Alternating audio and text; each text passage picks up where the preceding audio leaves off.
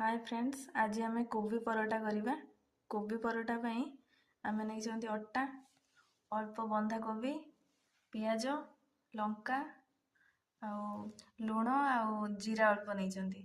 एबे सबू को एका संगे मिसई गोले गोटे सॉफ्ट डो बनईदे।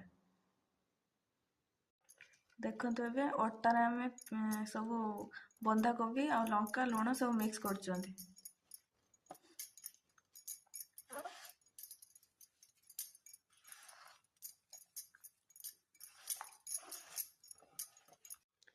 आम जो अटा नहीं कोबी सब मिक्स करके गोटे सॉफ्ट डो बनई देइचंती।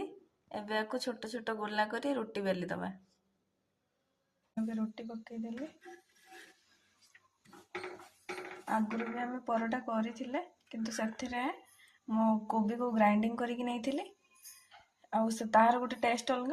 आउ आज आम छोट छोट कोबी को काटिकी नहीं से एटा जो रोटी परोटाटा जो हम यार भी गोटे अलग टेस्ट हम।